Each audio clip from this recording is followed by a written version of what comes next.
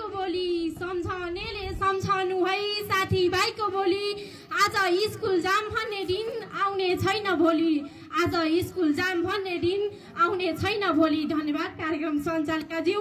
आज मिति 2082 साल 11 महिना 29 गते हुन गइरहेको विधायी तथा शुभकामना कार्यक्रमका आदरणीय सभाध्यक्ष महोदय, प्रमुख अतिथि, विशिष्ट अतिथि र अन्य अतिथिगणहरू यासीको तयारीमा रही मसँगै विधायी भएर जान लाग्नुभएका मेरा सम्पूर्ण साथीहरू र 9 कक्षाका कक्षा साथीहरू र 10 कक्षाका कक्षा शिक्षक र 9 कक्षाका कक्षा शिक्षक र आज यहाँ उपस्थित सम्पूर्ण आदरणीय महानुभावहरूमा स्वीकार्नुहोस् म बासना गीतको तर्फबाट र समग्र 10 कक्षाको तर्फबाट हार्दिक नमस्कार। आजको यस महत्त्वपूर्ण विधायी तथा शुभकामना कार्यक्रममा मलाई आफ्ना भावना व्यक्त गर्न पाएकोमा म निकै नै खुसी छु। मैले 2072 सालदेखि अहिलेसम्म अर्थात् 2082 सालसम्म यति लामो 10 वर्षको अन्तरालमा मैले यस श्रीगावै माध्यमिक विद्यालयको पवित्र प्राङ्गणमा बिताए। यो दिन मलाई 10 दिन जस्तै लागेको छ। यो 10 वर्षसम्म बिताएका ती रमाइला पलहरू मेरा लागि स्मरणीय हुनेछन्। हाम्रा गुरुहरूले हामीलाई ज्ञान मात्रै होइन सहयोग, नैतिकता र जिम्मेवारीका धेरै कुराहरू सिकाउनु भएको छ।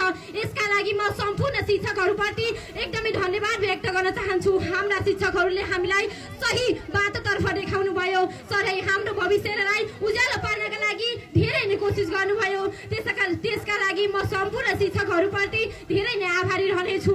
समग्र 10 कक्षाबाट जानेर वा नजानेर गल्ती भएका होलान्।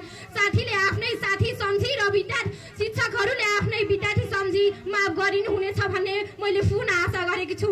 हामी यो स्कुल छोडेर धेरै टाढा जान लागेका छैनौँ। भोलिका दिनहरूमा शिक्षक र अभिभावक बनेर फेरि यो स्कुलको नाम उच्च स्थानमा राख्ने तरिकाले फेरि फर्केर आउनेछौँ। आज यस विधायी तथा शुभकामना कार्यक्रममा विदाई हुँदा म एकदमै खुसी पनि छु तर दुखी पनि छु। खुसी यस कारण छु कि अब म नयाँ लक्ष्य र सपनाको बाटोतर्फ लाग्दैछु। दुखी यस कारण छु यस श्रीगावै माध्यमिक विद्यालयको पवित्र प्राङ्गणमा बिताएका ती रमाइला पलहरू, शिक्षक र विद्यार्थीसँग बिताएका ती रमाइला पलहरू मैले छाडेर जानु परेको छ।